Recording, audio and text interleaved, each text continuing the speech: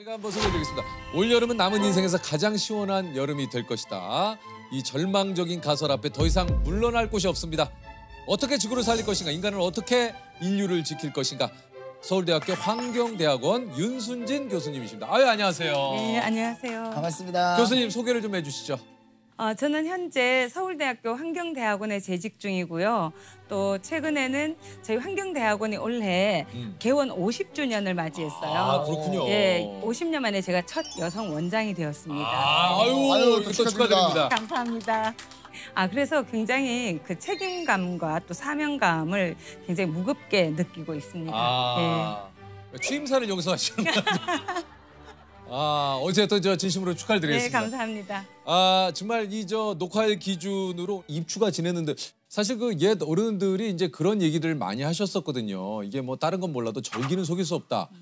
야, 그래도 연이은 이 폭염 때문에 정말 뭐 다들 이렇게 힘들어하고 계십니다. 이게 이제 서울이 9일, 제주가 17일간 열대야.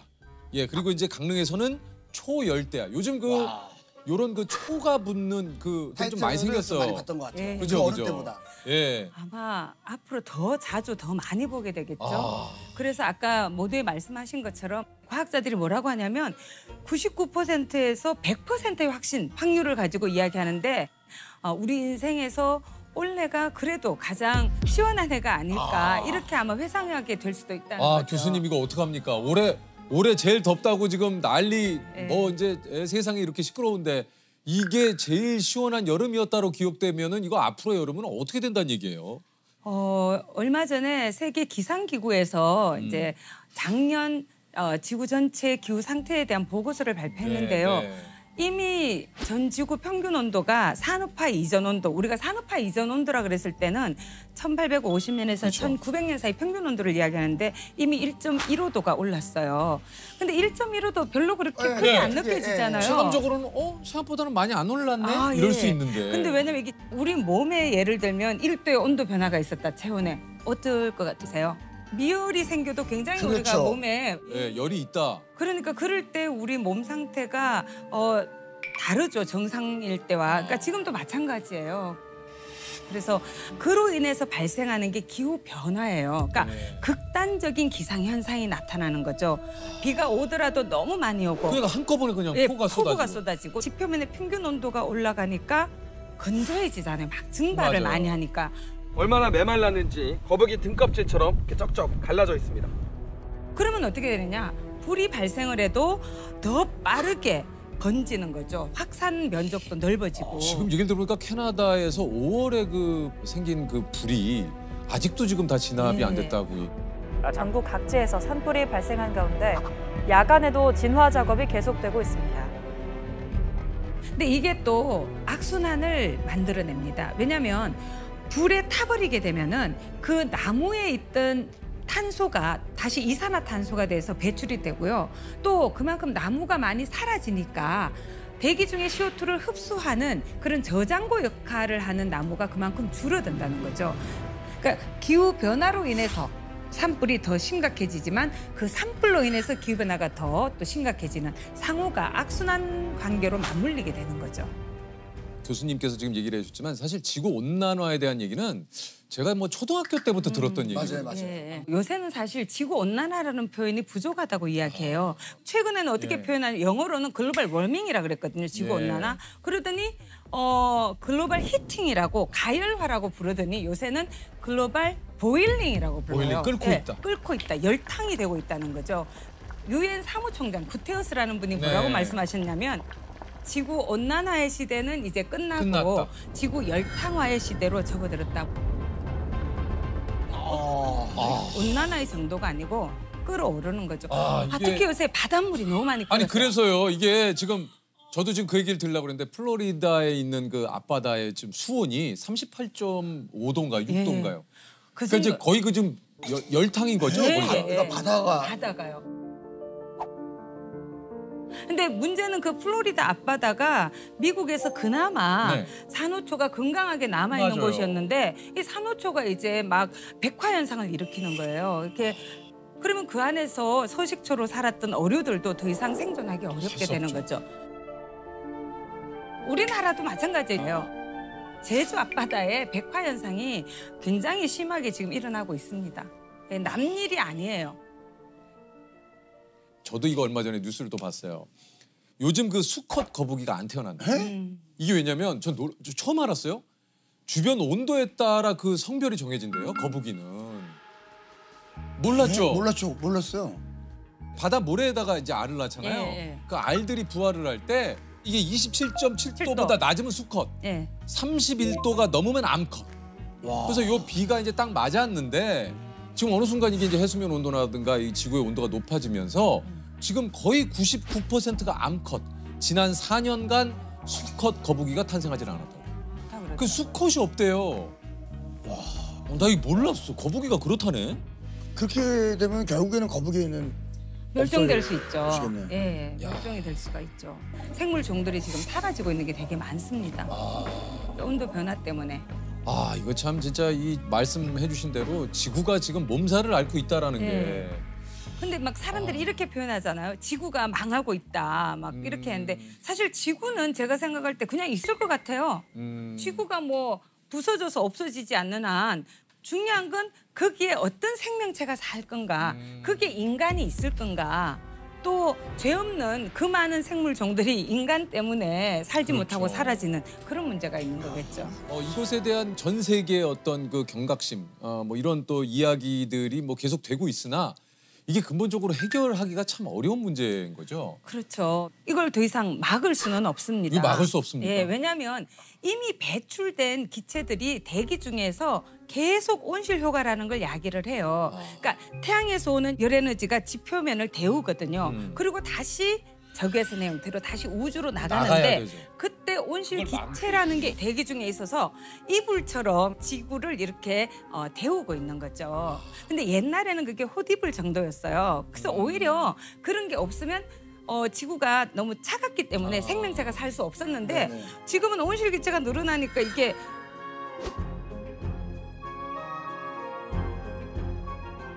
헛이불에서 자립이불이 됐다가 솜이불이 돼가는 거죠. 너무 두꺼워져. 너무 두꺼워지는 거죠.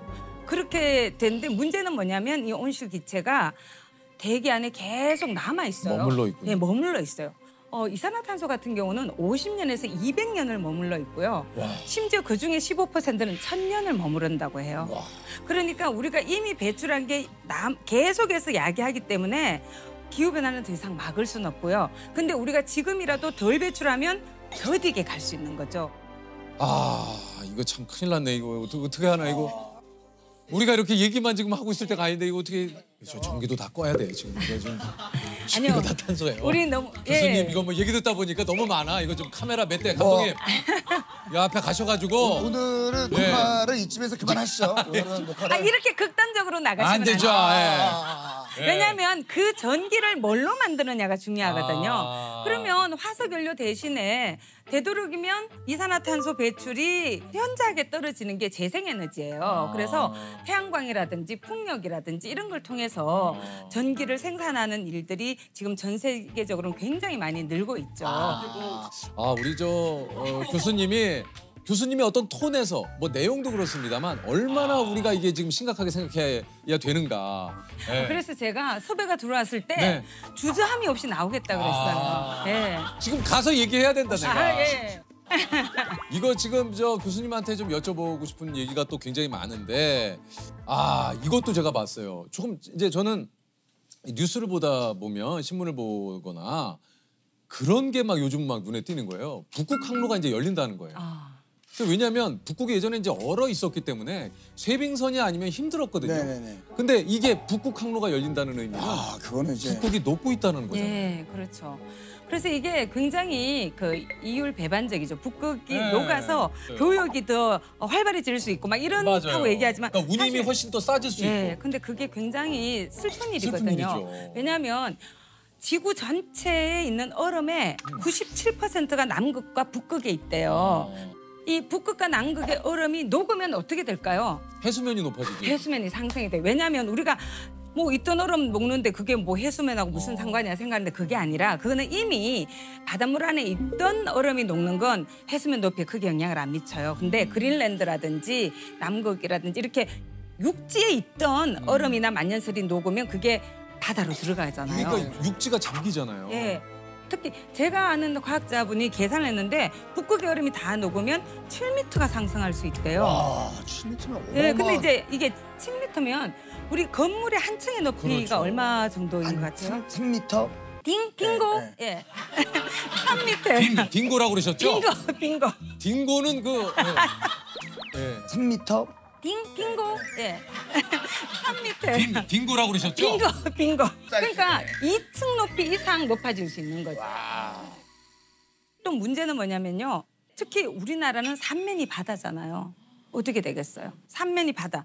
그러니까 이게 해안가에 인천도 있고 부산도 있고 군산도 있고 뭐 속초 여러 도시들이 있잖아요. 네네. 그러니까 그런 도시들도 해수면 상승에 따른 침수로부터 안전하지 않은 거죠. 유실된 모래 면적은 약 2만 제곱미터. 2년 전과 비교해 해변의 모래가 얼마나 사라졌는지 한눈에 확인할 수 있습니다. 그리고 제가 사실은 속초에서 태어났는데 제 어릴 때 사진을 보면 뒷배경이 다 오징어예요. 오징어 말리느라고. 오징어 하면 동해죠. 근데 지금은 동해에서 별로 잡히지 않아요. 네? 서해에서 잡혀요. 오징어가 서해로 갔어요? 예. 그러니까 해수 온도에 따라서 바뀌는 거죠. 그 자산어보라고 들어보셨어요? 네, 들어봤죠. 예, 자산어보라고. 정양용 선생님의. 정약전. 예. 아, 동생이시죠? 정약전. 예. 그래서 그분이 이제 죄송합니다. 저 쌤이 오랜만에 한번 쓱 갔는데. 쓱 들어갔다가 바로 예. 후진하겠습니다. 예. 그래도 세자 중에 두 자를. 아, 정약전 선생님. 아니, 예. 뭐 그건 중요한 게 아니고요. 근데 하여튼 흑산도 그건 중요한 게 아니야. 중요한 건 예. 왜냐면 선생님이 할 얘기가 약간 있으니까. 교수님이 학생과의 소통이 좀 안 되시는 것 같아요. 아니 그게 아니라 그런 거 틀렸다고 뭐 의기소침할 필요가 없다는 거예요. 그렇죠. 예. 그건 이야기의 맞아요. 핵심은 그게 아니니까. 그 중요한 게 아니니까 예. 그거 뭐. 예. 근데 그래서 어떻게 됐냐면요. 거기에는 어떤 물고기가 살고 뭐 섭생, 식생 이런 건 어떻고 어떤 먹이를 먹고 이런 걸 다 적어놨어요. 근데 거기에 기록된 물고기의 절반 정도도 겨우 발견이 되는 거죠. 그러니까 이게 해양 온도가 바뀌었기 때문에 거기에 살고 있던 물고기들이 달라지는 거죠. 요즘 또 이게 식량난 이것도 사실 기후 변화하고 또 밀접한 관련이 있다. 왜냐하면 너무 뜨거우면 자라지를 못합니다. 식물들이. 그래서 그렇죠. 작년 원래 인도가 폭염 상황에 놓여 있어요. 인도가 전 세계 밀 생산의 한 2위 정도를 하는 것 같은데 밀 수확량이 절반 정도밖에 안 되는 거죠. 그래서 수출 금지령을 내리기도 했어요. 맞아요. 자, 그러면 어떻게 되느냐? 세계 전체 밀 공급량이 줄어들기 줄죠. 때문에 밀의 가격이 급등하게 되겠죠. 그러면 우리나라는 우리가 먹는 밀가루의 몇 %를 우리가 수입하는 것 같으세요? 거의 대부분을 수입하는 거 한 80% 넘는 걸로 알고 있는데. 너무 우리나라의 밀 생산을 높게 보셨네요. 네? 우리 밀은 1%밖에 안 됩니다. 예. 그래서 우리는 지금 거의 다 수입하고 있기 때문에 어머나. 밀가루로 만드는 음식이 너무너무 많잖아요. 네. 그러면 그런 모든 그 식가공품 그거 다 가격이 수입이군요. 올라가는 거죠. 근데 예를 들면 우리나라 사람들이 주로 먹는 쌀이 자포니카라는 종이거든요. 품종이. 근데 우리 쌀은 맛이 좋잖아요. 점성이 있고. 근데 왜 이렇게 바람이 불면 날아갈 것 같은 인디카라는 건데요. 그 인디카 종을 대부분 먹고 있어요. 우리가 먹는 이 자포니카를 생산하는 나라가 많이 없습니다. 그런 데서 만약에 이상 기후로 인해서 작황이 나빠지게 되고 이 쌀 품종을 생산을 못하게 되면 우리도 이제 우리가 먹던 쌀을 못 먹게 될 수도 있죠. 오, 날아가는. 예, 인디카 종을 먹어야 되는 거죠. 이게 그 생태계 파괴가 해양에서뿐만이 아니고 뭐 얼마 전에 우리 저 꿀벌 선생님이 나오셔서 얘기를 하셨지만 꿀벌이 또 사라지고 있고 예를 들면 지금 또 모기가 늘어난다고 해요. 예. 이거 좋지 않은 소식이잖아요. 그렇죠. 모기가 또 우리가 관심을 갖는 이유는 병원균의 매개체잖아요. 맞아요. 그래서 뭐 말라리아라든가. 뇌염모기 있잖아요. 말라리아. 말라리아. 그다음 황열병 이런 게 다 모기 때문에 발생하는 거거든요. 근데 이런 질병들이 예전에는 열대 지역이라든지 뭐 아열대 저 밑에 이런 데였는데 말라리아 환자가 우리나라도 생기고 있어요. 네. 그러니까 이런 게 다 영향을 미치는 거죠. 이번에 우리 코로나를 경험했잖아요. 네, 그렇죠. 이것도 뭐 완벽하게 그 일치되진 않았지만 그래도 많은 분들이 뭐 박쥐가 매개 역할을 했다. 근데 박쥐의 서식처가 지금 늘어나고 있어요. 박쥐도 아열대 기후에서 생존하는데 박쥐가 서식할 수 있는 공간이 기후의 변화에 따라서 늘어났거든요.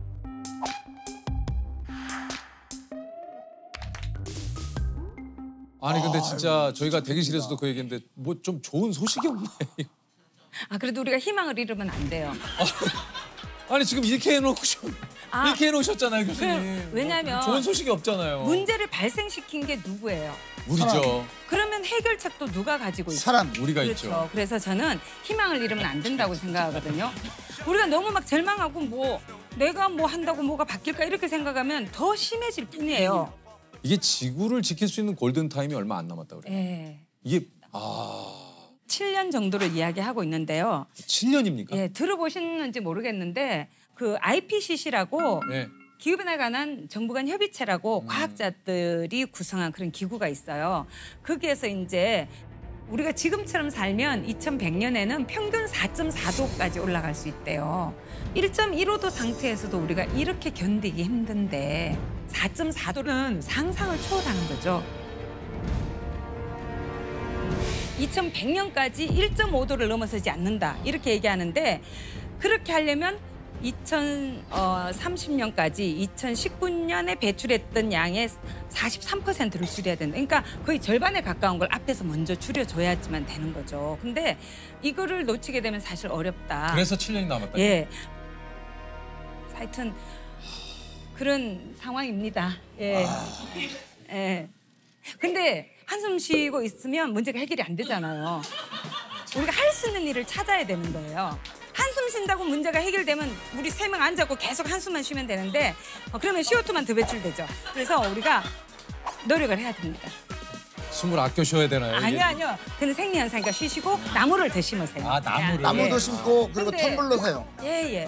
텀블러 같은 경우도 사람들이 보면 이제 텀블러도 많이 사용해야지 되는 거예요. 어떤 분들은 그냥 유행을 좇아서 텀블러 모양이 다르거나 디자인만 다르면 계속 사시는 분도 계신데 그런 분들은 그냥 종이컵 쓰시는 게 나아요. 그러니까 한번 사면 계속 사용을 해야 되고요. 어떤 물건이든지 만들 때 에너지가 투입이 돼요. 에너지로부터 발생하는 온실기체량이 사실은 뭐 73% 이상이다 뭐 이렇게 이야기를 하거든요. 만들 때도 그렇지만 우리가 폐기할 때도 또 이걸 수거하고 운반하고 뭐 모든 데. 소각을 하든 매립을 하든 이 모든 과정에 다 에너지가 투입이 되고요. 이게 썩으면서도 또 메탄이나 CO2가 나오고 뭐 이렇게 되는 거죠. 텀블러도 이제 기본이 돼야 돼요. 이걸 하는 사람이 앞선 사람 이게 아니라 너무 당연한. 그냥 그러니까 당연한. 우리의 문화가 돼야 되는 거죠. 또 개인이 할 수 있는 굉장히 중요한 일은 식습관을 바꾸는 거예요. 어떻게 해요? 사실 아까 이산화탄소를 주로 말씀드렸지만 최근 들어서 많이 관심을 가지는 게 메탄이라는 거예요. 메탄은 이산화탄소보다 이 온실효과를 야기하는 정도가 더 심합니까? 80배 이상. 최근에는 뭐 86배다 이렇게 해도 이야기를 해요. 근데 그 메탄이 또 어디에서 많이 발생하냐면 음식물 쓰레기가 썩을 때라든지 그다음에 또 특히 많이 요새 늘고 있는 게 육식이거든요. 작년에 네. 우리나라 사람들이 쌀을 많이 먹었을까요? 고기를 많이 먹었을까요?